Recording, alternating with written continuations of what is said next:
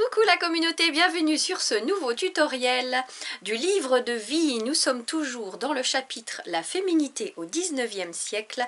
Il s'agit ici de la petite aquarelle de décoration de la page de gauche, c'est la page 42. Et nous allons dessiner et peindre des pantis. Et vous savez quoi? J'en ai un de panti. Le voilà en entier, avec le petit nœud en bas. En fait c'est mon pyjama. Alors, panty, je vous lis la définition du Wiktionnaire. Emprunt du mot anglais qui est un diminutif de pant, P-A-N-T, forme raccourcie de pantaloon, donc du pantalon. Et en fait, c'est une culotte, c'est la culotte qu'on portait au 19e. Voilà, c'était le petit clin d'œil histoire. Donc, ce sont des aquarelles toutes faciles à faire, il n'y a pas de défi technique, il n'y a pas de challenge. On applique les couleurs, on rajoute des petites ombres et puis c'est tout. Et le dessin aussi, il est super simple à faire. Maintenant, si vous préférez décalquer, bien sûr, le dessin à imprimer est dans la description. Et lorsque vous l'aurez reproduit sur votre feuille aquarelle, vous pourrez avancer la vidéo au minutage indiqué ici. Pour les autres, c'est parti pour le dessin avec moi.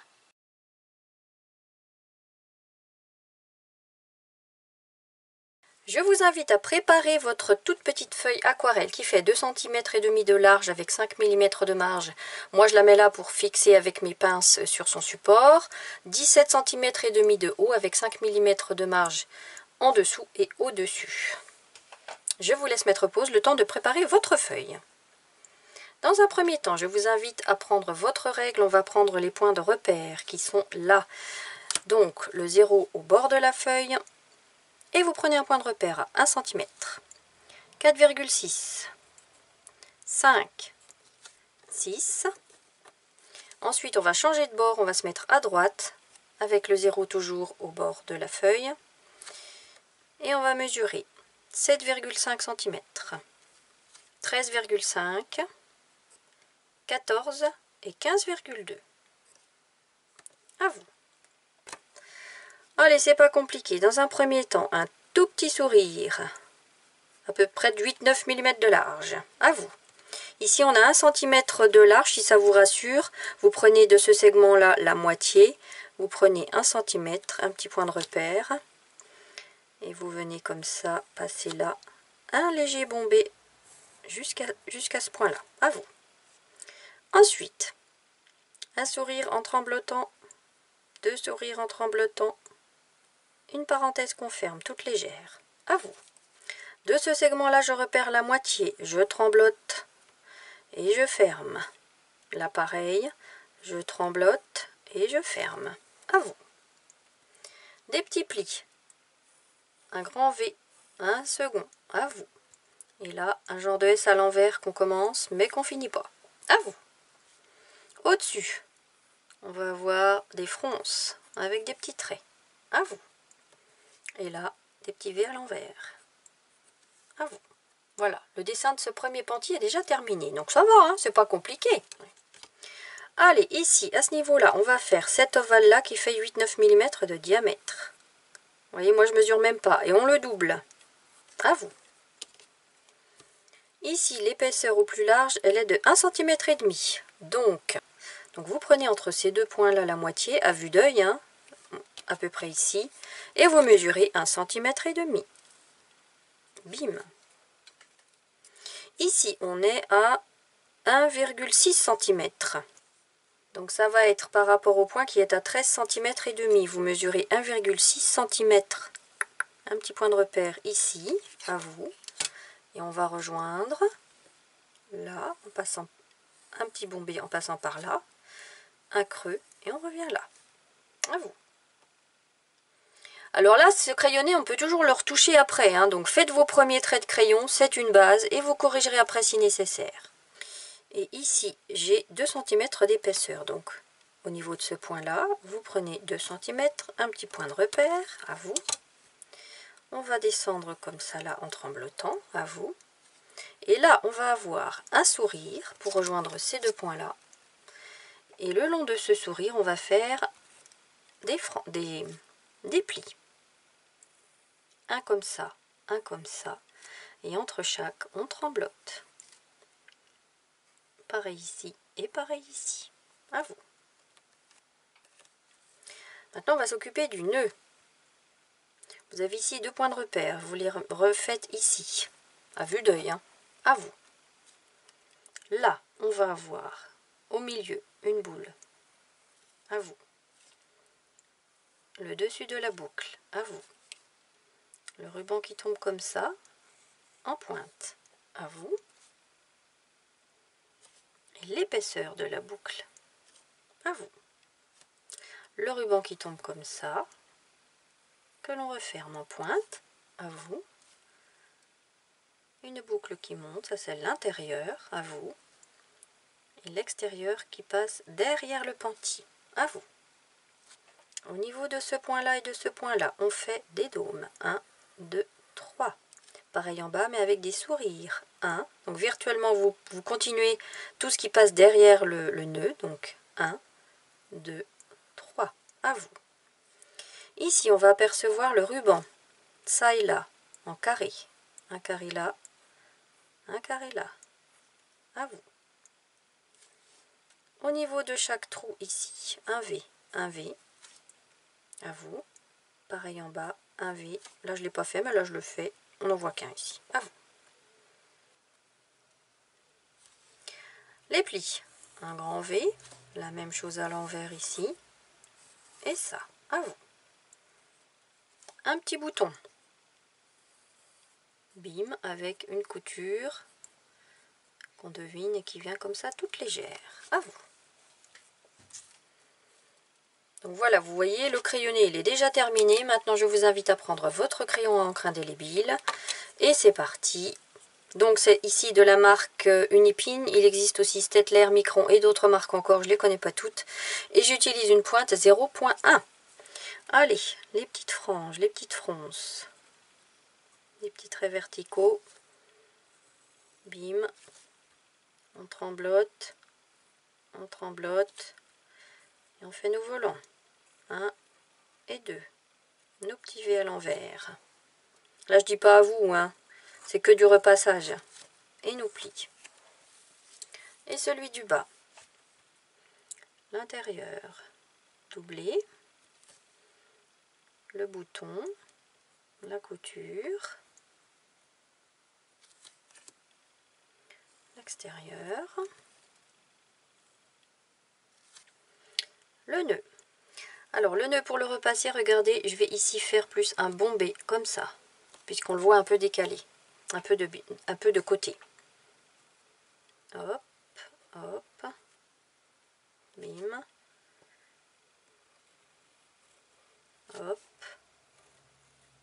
Et la boucle qui passe derrière. À vous. Mes petits dômes. V, V. Mes petits sourires. Un seul V. Le ruban. À vous. Les plis. Hop. Et là, effet dentelle.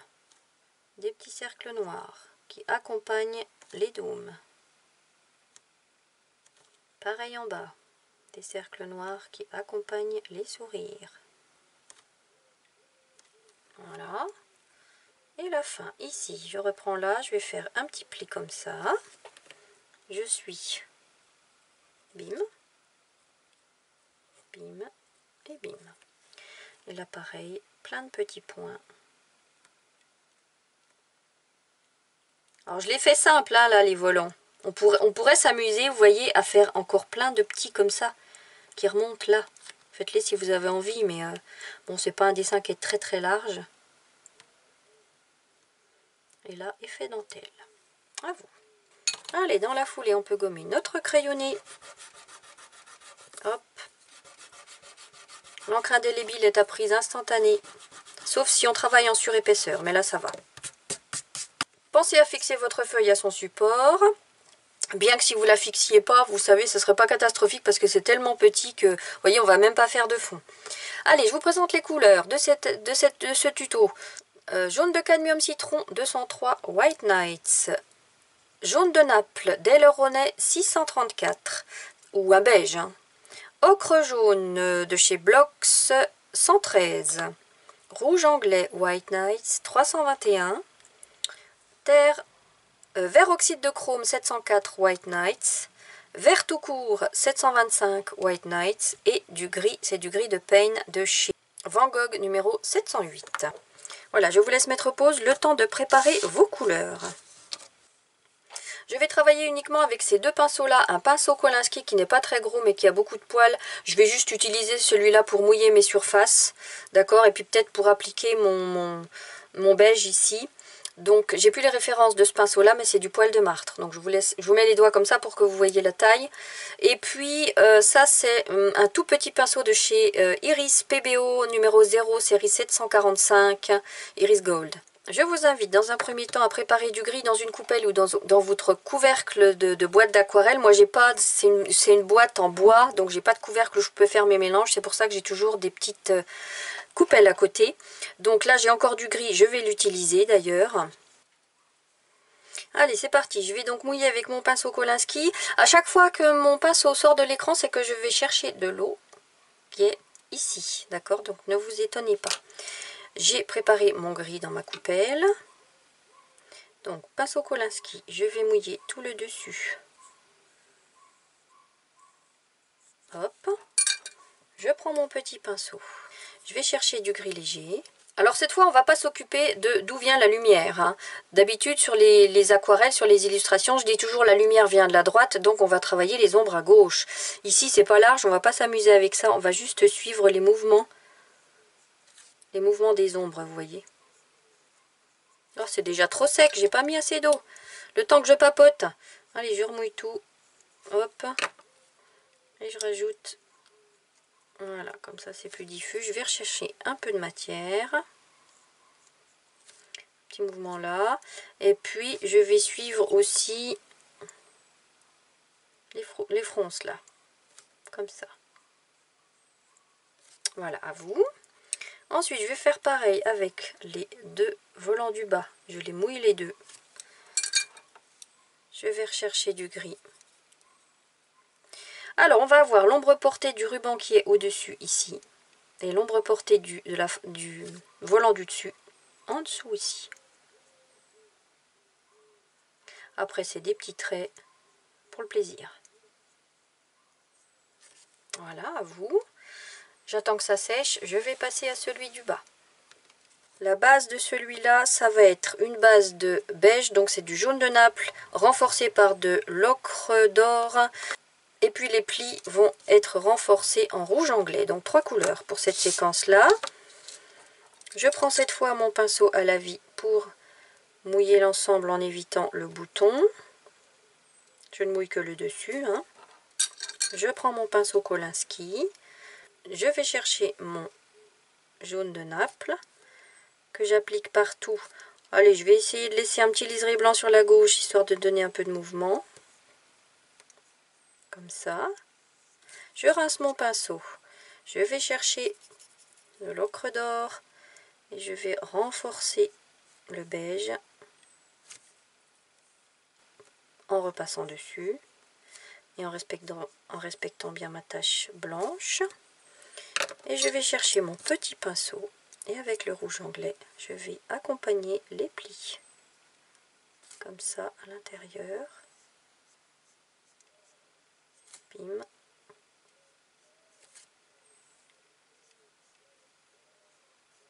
Et bim. À vous. Et en bas, pareil. Alors là, je ne vais pas prendre mon pinceau à la vie pour tout mouiller. Je vais juste prendre mon pinceau Kolinsky pour mouiller. C'est pas une grande surface. Vous évitez bien la partie du nœud qui descend là. Allez, avec mon petit pinceau, je vais chercher mon beige. Je vais faire pareil. Essayer de laisser une petite tache blanche sur la gauche. Ici. Tout le reste, je peins. On épouse chaque petite dent. Sans rincer, je vais chercher mon ocre d'or. Un liseré sur la gauche, l'ombre portée de cette partie-là ici, l'ombre portée du volant ici, et j'épouse les plis comme ceci. Voilà. On ne fait pas plus que ça. À vous. Je remonte. Ah bah tiens, je crois que j'avais oublié de vous dire qu'il y avait 2 rouges aussi. Donc, on va faire pour cette petite partie qui est là, Le vermillon et le carmin. Le vermillon, c'est le 312 de chez White Knight. C'est le carmin, c'est le 319. Petit pinceau. Je mouille cette surface-là. Allez, on va dire que la lumière vient de la droite, parce qu'il faudra quand même bien une ombre. Le vermillon. Bim. Je laisse une petite tache blanche à droite, si elle veut bien rester. Si elle se referme, ce n'est pas grave. Vous voyez que les White Knights, ils sont intenses. Hein. Je rince mon pinceau. Je vais chercher mon carmin. Et je vais travailler juste un petit peu plus foncé sur la gauche. À vous. Alors vous voyez ici le petit ruban là qu'elle a avec les dômes, j'avais fait en ocre d'or, mais là j'ai envie de le laisser blanc, ça va donner un autre volume. Donc je vais m'amuser à travailler des petites ombres à sec en gris. Hop. Alors on va mettre juste des petites ombres, des petits traits comme ça. L'ombre portée du nœud sur la droite. Et puis sous le nœud aussi. Là. Et puis un petit coup comme ça là. À vous. Alors, comme mon nœud est vert, j'ai envie de faire mon bouton vert. Là, je l'avais fait de la même couleur, mais là, j'ai envie que ça change. Donc, je prends mon vert oxyde de chrome à sec. Je vais faire un tout petit bouton vert. Pour le fun. À vous. Bon, je ne vais pas faire d'ombre sur ce bouton-là parce que c'est vraiment pas large. Et puis, si je rajoute du vert foncé pour faire de l'ombre, ça va migrer et tout, prendre toute la place. Donc, on n'aura pas de volume. Alors, maintenant, pour le bas. Le nœud, on va le travailler d'abord avec du vert olive, à sec, c'est pas large du tout, on se prend pas la tête.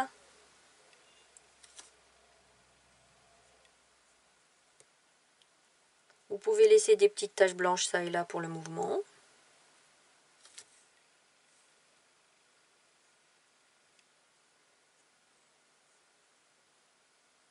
Hop, l'intérieur du nœud et l'extérieur. À vous. Et je vais faire des petites ombres en vert oxyde de chrome. J'en prends pas trop parce qu'il est super intense celui-là. Alors, une ombre. L'ombre propre de cette partie-là, sur la droite. On n'oublie pas que la lumière vient de la gauche. Ici, c'est dans la lumière, ça reste tel quel. Par contre, ici, l'ombre portée de cette partie-là. Ici, l'ombre propre, un petit chouïa sur la droite.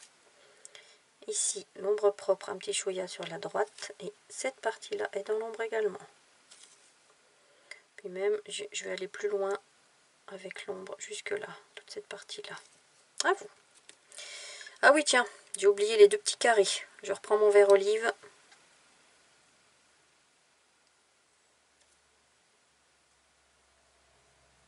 Hop. Et puis on va juste faire une petite ombre à sec en vert oxyde de chrome.